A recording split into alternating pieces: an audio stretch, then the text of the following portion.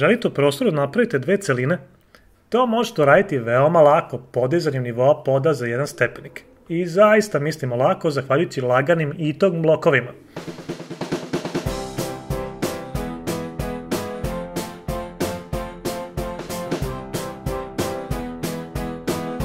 U našem primjeru u poslovnom prostoru za IT kompaniju trebalo je podići nivo poda kako bi se organizovale konferencijske sale. Kako bismo podigli pod, koristili smo ITOG univerzalne ploče dimenzije 62,5 x 20 i debljine 7,5 cm, jer smo za toliko želeli da podignemo ovaj nivo poda.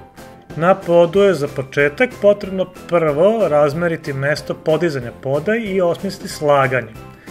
Ovo je veoma bitno da na krajima ne ostaju mali delovi bloka. Uz pomoć mešalice u kantama zamutite ITOG tankosnovi malter zajedno sa vodom.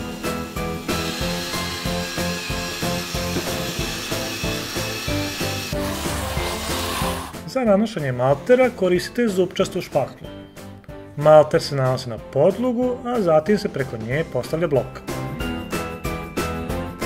Pre postavke drugog bloka, manju količinu maltera dodajete na bočnu stranu na koju se nastavlja drugi blok, ali vodeći računa da malter ne iscuri. Dakle, ne stavljate veliku količinu maltera. Višak maltera sa strane pokupite špahtlom.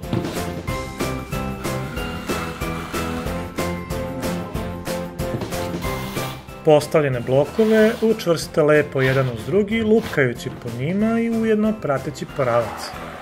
Višak lepka skinite sa podloge ravno špahtlom.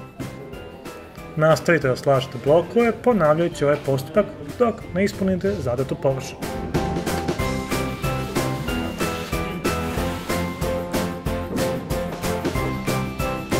Kao osnovna prednost ovih blokova jeste njihovo lako sečenje i oblikovanje, ali i mala težina, tako da se vrlo lako mogu blokovi nositi i slagati.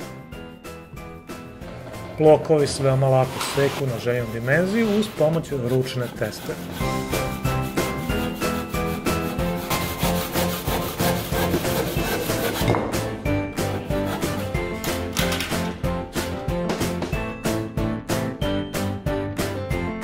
Nakon postavljanja svih blokova na svoje mesto, potrebno je se postavi materijal za završnu obradu. U našem slučaju na ovaj podignuti pod postavili smo laminat. Pre završnog sloja na blokove smo naneli sloj režice i lepka, koji je popunio eventualne fuge između blokova i sa kojim smo dobili ravnu podlogu za postavku laminata. Laminat smo prepustili preko bokova denivelisanog poda i na završnu lajsnu postavili LED traku koja je dala interesantan završni utisak. Cela platforma sad izgleda kao da lebdi. Sviđa vam se? Srećan rad!